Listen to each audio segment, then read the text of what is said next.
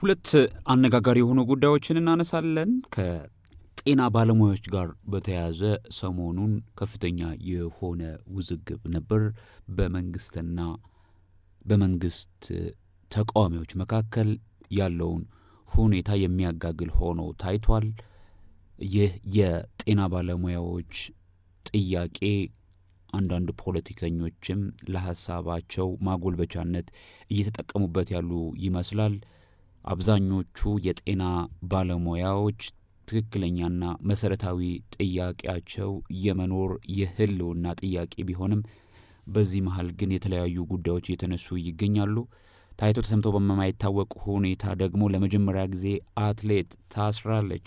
ይቺ ታዋቂ አትሌት ወደ ውድድር ከኢትዮጵያ ለመውጣት ኤርፖርት በደረሰችበት ጊዜ ነው የታሰረችው። ትዕግስት ግርማ ትባላለች።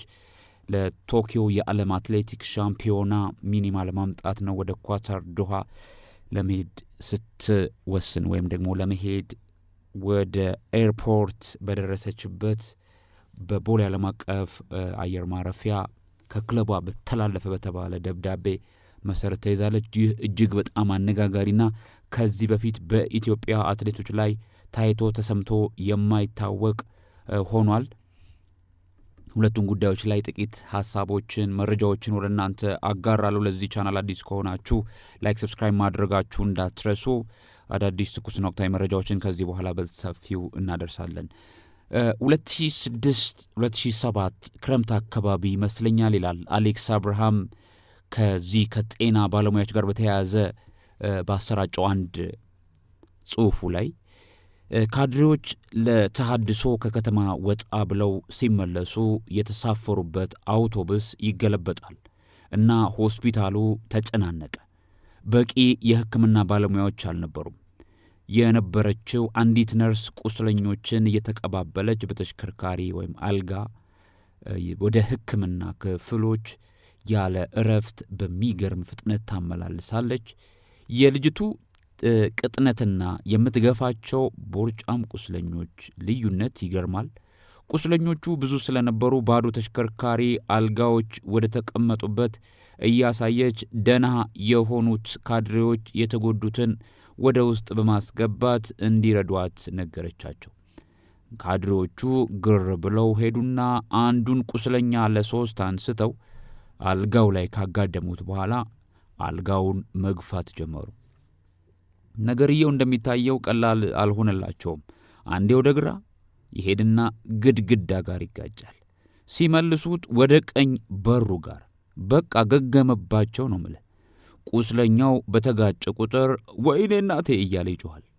ነገሩ አሁን ላይ ሳስበው ነው እንጂ በወቅቱ ያሳቅቅ ነበር ይላል አሌክስ አብርሃም። በመጨረሻ አልጋውን እንደ አስከሬን ሳጥን ለአራት አንስተው ማረፍ እንዳልተሳካለት አውሮፕላን ጎማው መሬት ላይ እየተንገጫገጨና እየተነሳ ይዘውት ገቡ። ምን ለማለት ፈልጌ ነው? ሌላው ውስብስብ የሕክምና ጉዳይ ተውትና በተለይ ካድሬዎች፣ ሕግ አስከባሪዎች ወዘተ በሰሞኑ የጤና ባለሙያዎች ጥያቄ ለሕዝቡ አልጋ እንኳን መግፋት በማትችሉበት ጉዳይ ከአጉል ዘለፋና የኃይል ድርጊት ተቆጠቡ። ነገሮችን ማረጋጋት ስራችሁ ሊሆን ይችላል፣ ግን በጠያቂዎቹና በመላሹ መሃል በመቆም ጠያቂዎቹን ለማሸማቀቅ በቃልም በአካልም ለማጥቃት አትሞክሩም። አልጋው ላይ የተኛ ቤተሰባችሁን፣ ጓደኛችሁን፣ ራሳችሁን ጭምር ካለ ዕውቀት እየገፋችሁ ከሳር ቅጠሉ አታጋጩ። መኖር አልቻልንም፣ ለኑሮ በቂ ክፍያ ይከፈለን ማለት ፖለቲካ አይደለም ይላል አሌክስ አብርሃም። የሰሞነኛው የጤና ባለሙያዎች በተለይም የኑሮ ከበደን ጥያቄ ይህ ነገር ይመለስልን፣ መልስ እንፈልጋለን የሚለው ጥያቄ ወደ ፖለቲካና አላስፈላጊ ሰጣ ገባዎች በመውሰድ ነገሩን ሌላ መልክ በማስያዝ በመንግስትና በጤና ባለሙያው መካከል መካረር፣ መቀያየም እንዲፈጠር አታድርጉ ነው ዋናው ሐሳቡ። የጤና ባለሙያ ጥያቄ እንግዲህ ከሰሞኑ በከፍተኛ ሁኔታ ወደ ላይ ሄዶ አሻቅቦ አሁን ላይ ከፊል የሥራ ማቆም አድማ ላይ ተደርሷል። ይህ ጉዳይ እጅግ በጣም አሳሳቢ ነው። በመንግስትና በጤና ባለሙያዎች መካከል ያለው ልዩነት ሊፈታ ይገባል። የጤና ሚኒስቴሯም ትላንት በተላለፈ መልእክታቸው በተለይ በሚቀጥለው ዓመት ከፍተኛ የሆነ ባጀት ለጤናው ዘርፍ ይያዛል ብለዋል። እንግዲህ ከዚህ ጋር በተያያዘ የደሞዝ ጭማሪ ወይም የተለያዩ ጥቅማ ጥቅሞችም ይከበርላቸዋል ተብሎ ይታሰባል። በሁለቱ መካከል ያለው ልዩነት በመልካም ቢፈታ መልካም ይመስላል። ምክንያቱም ከጤና ጋር የተያያዘው ጉዳይ ጊዜ የሚሰጥ አይደለም። ስራ ማቆም አድማ ሁሉም ቢያደርጉ ምን ሊፈጠር እንደሚችል የስንት ሰዎች የሺዎች ህይወት ሊቀጠፍ እንደሚችል የሚታወቅ ነው። ተገቢው መልስ ያስፈልጋል የሚለው አስተያየቶች በስፋት እየተዘዋወሩ ይገኛሉ። የተለያዩ የፖለቲካ አዝማሚያና ፍላጎት ያላቸውም እንዲሁ ነገሩን በተለያየ አንግልና አቅጣጫ እየተመለከቱት ይገኛሉ። በደሴና በአርባ ምንጭ የጤና ባለሙያ ታስረው ነበር። የአርባ ምንጭ እንደተፈቱ ዛሬ ሰምተናል።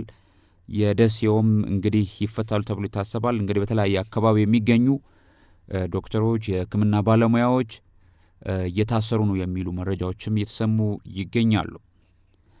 ወደ ሁለተኛው መረጃችን አነጋጋሪ መረጃችን ስንሸጋገር አትሌት ትዕግስት ግርማ መታሰሯ ነው።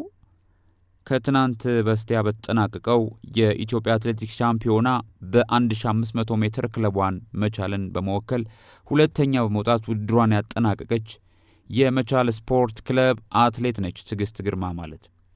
እንግዲህ ለቶኪዮ የዓለም የአትሌቲክስ ሻምፒዮና ሚኒማ ለማምጣት ወደ ኳታር ዶሃ ዳይመንድ ሊግ በማቅናት ላይ ያለች ነው። በቦሌ ዓለም አቀፍ አየር ማረፊያ ከክለቧ በተላለፈ ደብዳቤ መሰረት የታሰረችው እጅግ በጣም የሚያስገርምና ታይቶም ሰምቶም የማይታወቅ ነው። በአትሌቶች ላይ እንደዚህ አይነት ነገር ተደርጎም አይታወቅም። ነገር ግን ይሄ ለመጀመሪያው ነው ማለት ይቻላል።